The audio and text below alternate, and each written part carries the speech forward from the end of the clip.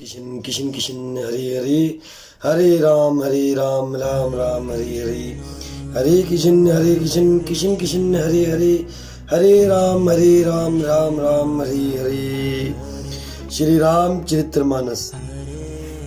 पहले वहाँ बड़े बड़े योद्धा राक्षस रहते थे। देवताओं ने उन सबको युद्ध में मार डाला। अब इंद्र की प्रेरणा से वहाँ कुबेर के 1 करोड़ रक्षक यक्ष लोग रहते हैं। रावण को कहीं ऐसी खबर मिली, तब उसने सेना सजाकर किले को जा घेरा।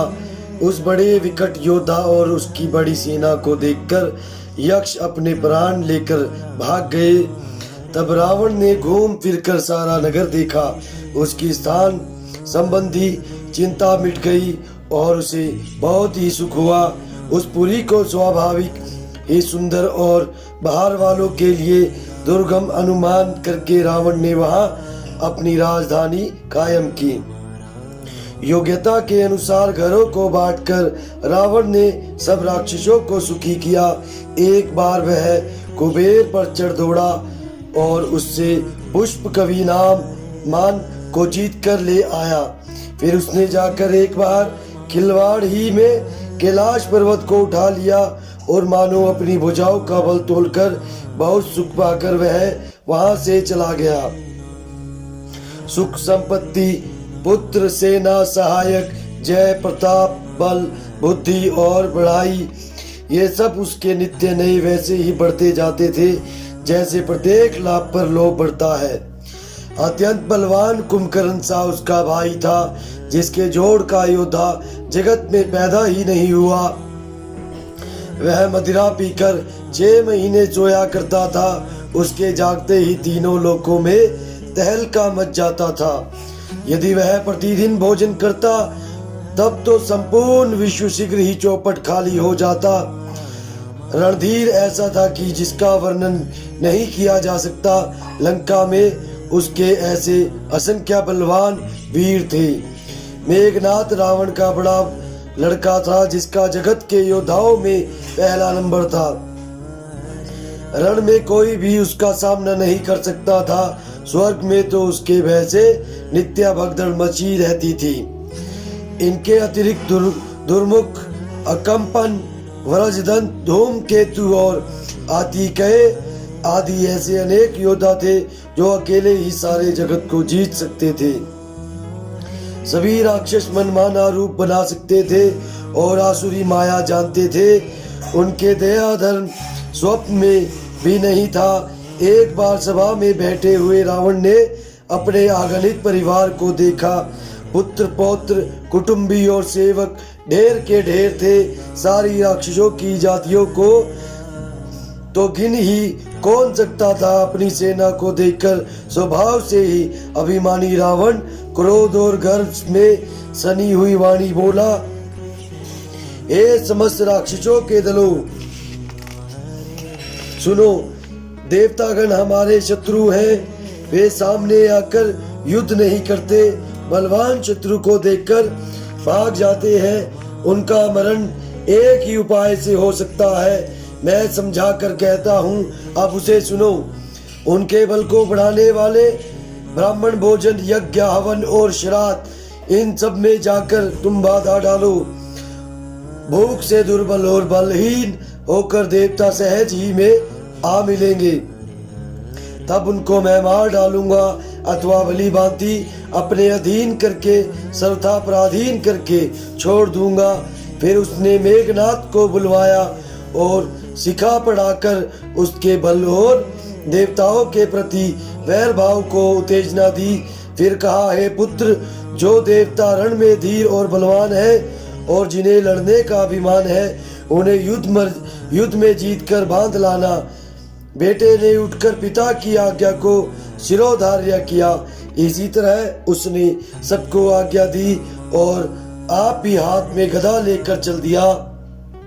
रावण के चलने से पृथ्वी डगमगाने लगी और उसकी गर्जना से देव रमणियों के गर्भ गिरने लगे। रावण को क्रोध सहित आते हुए सुनकर देवताओं ने सुमेरु पर्वत की गुफाएं तकी।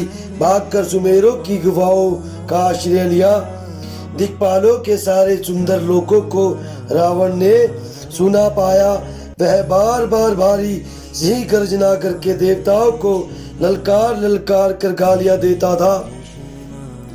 रण के मध्य में मतवाला होकर वह अपनी जोड़ी का योद्धा खोजता हुआ जगत भर में दौड़ता फिरता, परंतु उसे ऐसा योद्धा कहीं नहीं मिला।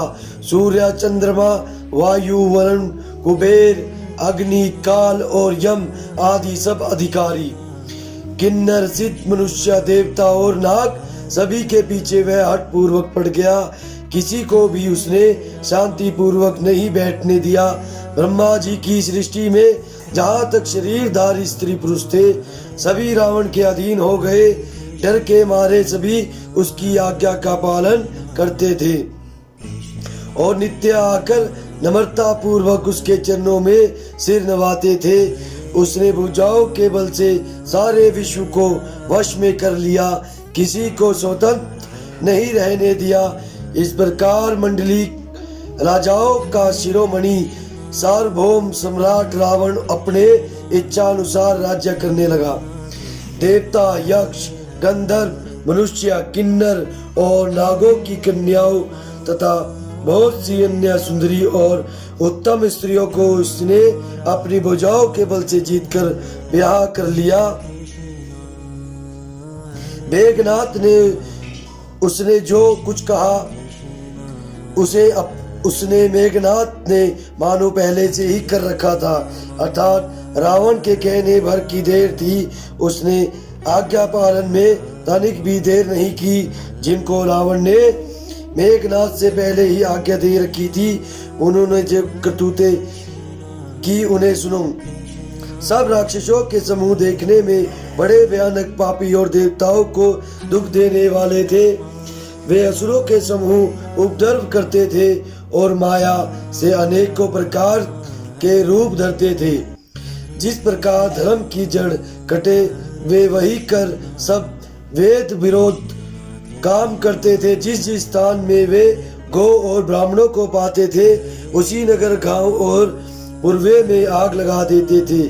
उनके डर से कहीं भी शुभ आचरण, ब्राह्मण भोजन, यज्ञ, श्राद्ध आदि नहीं होते थे। देवता, ब्राह्मण और गुरु को कोई नहीं मानता था। ना हरि भक्ति थी, ना यज्ञ, तप और ज्ञान था। वेद और पुराण तो स्वप्न में भी सुनने को नहीं मिलते थे। जब योग, वैराग्य, तप तथा यज्ञ में देवताओं के भाग पाने की बात रावण कहीं कानों से सुन पाता तो उसी समय स्वयं उठ दौड़ता, कुछ भी रहने नहीं पाता। वह सबको पकड़कर विध्वंस कर डालता था। संसार में ऐसा भ्रष्ट आचरण फैल गया कि धर्म तो कानों में भी सुनने में नहीं आता था। जो कोई वेद और पुराण कहता उसको बहुत तरह से त्रास देता और देश से निकाल देता था। राक्षस लोग जो घोर अत्याचार करते थे उसका वर्णन नहीं किया जा सकता। हिंसा पर ही जिनकी प्रीति है उनके पापों का क्या ठिकाना। पराये धन और पराई स्त्री पर मन चलाने वाले दुष्ट, चोर और जुआरी बहुत बढ़ गए। लोग माता पिता और देवताओं को नहीं मानते थे और साधुओं की सेवा करना तो दूर रहा, उल्टे उनसे सेवा करवाते थे। श्री शिव जी कहते हैं कि हे भवानी, जिनके ऐसे आचरण है उन सब प्राणियों को राक्षस ही समझना। इस प्रकार धर्म के प्रति लोगों की अतिशय ग्लानि, अरुचि, अनास्था देखकर पृथ्वी अत्यंत भयभीत एवं व्याकुल हो गई। वह सोचने लगी कि पर्वतों, नदियों और समुद्र का बोझ मुझे इतना भारी नहीं जान पड़ता जितना भारी मुझे एक परद्रोही दूसरों का अनिष्ट करने वाला लगता है। पृथ्वी सारे धर्मों को विपरीत देख रही है, पर रावण से भयभीत हुई वह कुछ बोल नहीं सकती। अंत में हृदय में सोच विचार कर गौ का रूप धारण कर धरती वहां गई जहाँ सब देवता और मुनि छिपे थे।